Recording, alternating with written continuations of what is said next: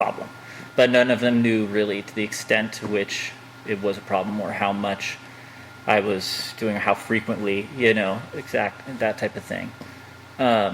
So I called her and said, I'm going into rehab, and she was upset, not because I was getting treatment, but she was upset because, she realized essentially how deep it was, and that she, I think, was also kind of struggling with the fact that she had let it go on to get as bad as it had been, type of thing. But I went to the facility, and then they told me, they said, he's got to go to the hospital. So I went to the hospital. And what I was going to say in response to your, talk about the colors and textures, is that the one thing that I, remember so vividly is, for some reason, I refused. At that point, it just seems like everything in your life is kind of spiraling out, and you have no control over anything. So I refused to take off my boots. I was like, I'm not taking my boots off. I don't know why, but that's the one thing. Measure of control. I think, some measure of control. Interesting. Yeah, and I was very specific. I had big old, 12-inch fry harness boots that, and I was like, I'm not taking these suckers off. So I would sleep in them. Whole deal. I just didn't want to take them off, and I don't know why, but that is really interesting. Yeah. Wow. Do you still have those boots? I do not still have those boots. I wish I did now, but I actually have a pair of boots that are almost exactly like it, but they're not the same ones. Gotcha. Yeah. Well, I imagine well, I don't know. What if I could totally understand someone saying, I got rid of everything from that time in my life at some point, or that you kept certain things in a chest that you just never open, or whatever. You never know where the idea of sentimentality fits in with moving on from that time of life, right? Yeah. To be honest, I don't have a lot of stuff from that time of my life, because I sold everything that I had at that time of my life, right? So how did it impact music? Was there a time when you actually sold your musical gear? All of it. And couldn't play anymore? I sold every piece of musical gear I ever had. Wow. Even I like to make stuff, which is, I've made the first guitar I ever did anything to so my first guitar I ever had was a guitar that Ryan gave me, and he bought it for me because he wanted somebody to jam with in high school. He picked up the guitar and started playing it, and he bought me one our senior year for Christmas. He gave me a guitar, and he's like, now you can quit this acting shit, play guitar with me. Yeah. And at the time I was like, thanks. I didn't really have an interest in, it wasn't like I was saying I want to learn how to play guitar. It was, he was like, here, take this guitar and learn how to play, and I was like, okay. But it was the best gift anybody's ever gave me. But the first guitar I ever did any work to, I've now built several guitars, I even made one for Ryan's, when he had his daughter. I made a guitar for him awesome. That's the same color scheme as the nursery in her room. That's awesome. Yeah, and her name is Katie, so I called it the Katie Caster. Did the decals, it's all full nitro, really awesome. The whole thing. So, which he has still, but yeah, so the first guitar I ever did anything to was that guitar he gave me. I had modified it to be, I called it Clockwork Orange guitar, but I had essentially decked it out a little bit to be Clockwork Orange inspired. So the fret markers, it was a cheap Strat clone. It was made at the time, it was a sub-brand of Squier. So it was Rogue by Squier, not, which is not typically Squier by Fender. Yeah. And it was Musician's Friends, brand, but this was back when they were only mail order catalog. Yeah. But I had put a big, full sheet image on the front that covered the pick guard in the front of Malcolm McDowell, holding his glass of milk with his hat on it. And then the fret markers were the French movie poster, which is, I don't know if you know what it is, but it's like a cartoon image It's the cover of the book, was the same for a long time.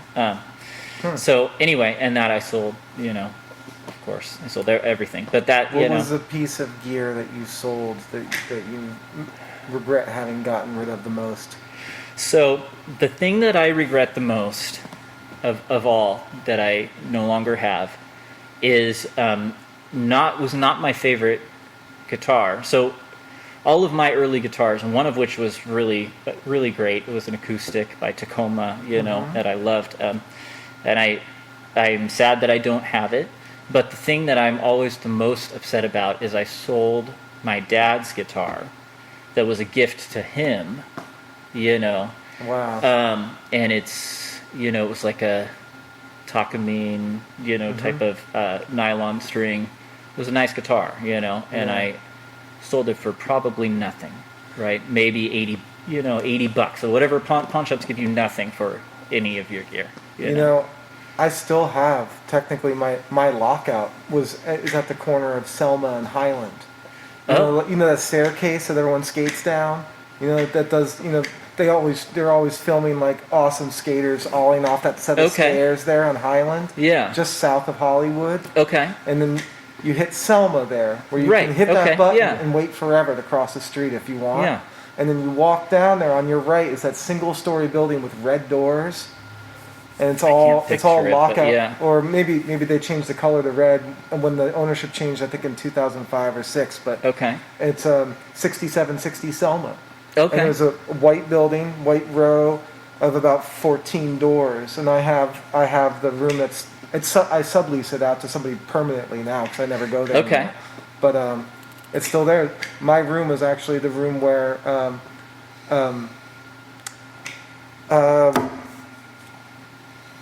Oh my God! Huge band. Sweet Child of Mine. Guns N' Roses. Guns N' Roses. Yeah. Guns N' Roses. I have Guns N' Roses' room where they wrote and recorded, or at least wrote. Appetite. They recorded they did GNR Lives and Appetite there. And, that's so cool. Yeah, they came and actually shot a documentary while I was like, the landlord was like, "Hey, I need your room for a few days. I'll give you a break on rent and stuff." And he never told me why. It was like 5-7 years into me having the place. He's like, "Oh yeah, this is Guns N' Roses' room," and that's how I found out about it. But the reason why I bring that up is more than once, people would come by there, knock on doors, and sell me equipment really cheap. I have a synthesizer in my studio that I got for $50. It was like a probably $800 synth. Yeah. I mean, just getting rid of it really fast. And, totally. I wonder if that's that kind of situation.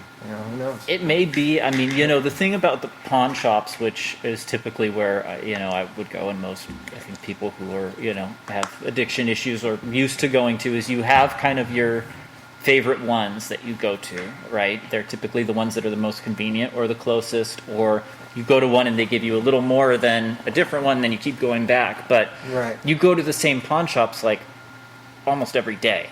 That's kind of becomes the game, is trying to get some amount of money, because you at that point it's like you can't really hold on to a job very well, and so you have to figure out whatever you can get rid of. So then the people see you every day, and they're not gonna really give you top dollar for stuff, because they know that you're just gonna take whatever they give you too. Right. And you have the option, because their place of business becomes just part of the workflow of your day. Exactly. Right. Yep. Sorry, I interrupted. No. It's true. I was just going to say the only other thing is you have the option at pawn shops. I don't know how much you've ever pawned something, but I don't know. A lot of people probably never do. But you have the option to sell it, or do the loans. Basically, that's what they all say, like pawn jewelry and loans. Yes. So you give them your item, they're supposed to hold it for a certain amount of time, and then you have the option to buy it back plus interest. Got it. That's the way it usually works. And I would always try and do the loans, which they give you much less for than if you just sell the item. But sometimes then they're like, they don't even want to hold it. They're like, no, I don't want to do that. They're just you just sell it or nothing.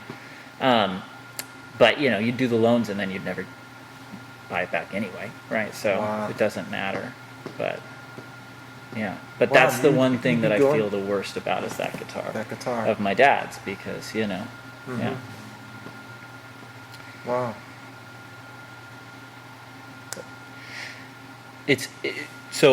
Interesting. I'll just tell you, I kind of probably makes sense that we kind of veered off into this because this is somewhat on my mind. So today is what I consider my sobriety day. It's actually 15 years today, is what I consider. And it's the day that I went into my second inpatient program. So I'd actually been sober for a couple days prior to that, but that's the day that I decided this is my day now. And So is this when you came back from your escape?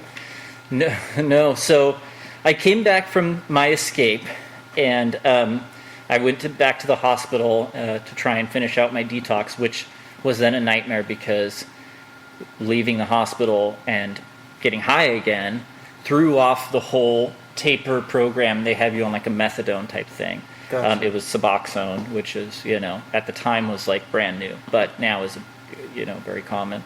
And so then when you go back, they're like trying to continue your taper, but that no longer is the right dose because you screwed everything up. Right. So I ended up being at the hospital. It's supposed to be like a 5-day detox, and I was there for, I think, 14 days or 12 days or something like it. I was there for a really long time. Wow. Because I left in the middle of it when a patient went in there. I was actually in there with a famous guitarist from an 80s metal band too, which I remember clearly, and he was a lot of fun at the hospital, and he said, I go in here regularly, before I go on tour, get cleaned up and then go out on tour and try and make it, the whole tour. Wow. So they all knew him there, and but I was there for a couple of days, and I was really struggling because I did not yet come to terms with the fact that I wanted to get sober, because that's a hard realization to come to when you are an addict. Is you don't really want to stop for a long time until things get really, really, really bad.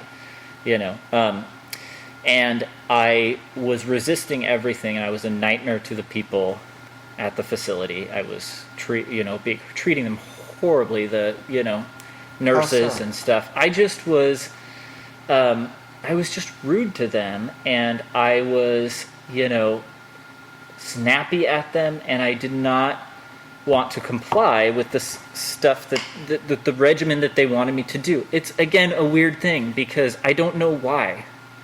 I think you're trying to, any measure of control that you can hold on to, you try to hold on to.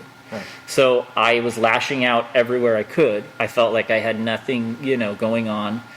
Nothing in my life felt good, right? My, relationship with my family was a disaster. I had no job, no money. I had signed a lease at this apartment on Sycamore with my girlfriend, but I had no way to pay the rent. Yeah. How did the rent get paid? Well, her parents ended up paying, because then my parents were like, we're not paying your rent, Right. Like, they're like, we didn't, tell you to sign that lease. That's ridiculous. And like, furthermore, if you're in this bad of a state living with, this person, we don't want you to go back to that environment where that's acceptable, Right. So they're like, no, figure it out. And so her parents, who I had never met even at that point, even though we'd been together for a while, ended up paying my half of the rent for 5 months or so, because I went into the hospital and then I went into rehab for like 30, 40 days. And then I went to a sober living house for 3 months after that. Mm-hmm. And her parents paid rent the whole time, and I was like, I don't know, I've never met you guys. You have no reason to trust me. I promise you I'll pay you back. And I did pay them back. Wow. All said and done. Although I did not ultimately get sober. So that was, this Gotcha. was, So yeah. this was more than 15 years ago. This was more than 15 years ago. Yeah. Gotcha. Okay. So this was, this was the summer of 2005. And I went into, rehab and the hospital. And then I got out and I started using again while I was in the sober living and doing the same thing I'd always done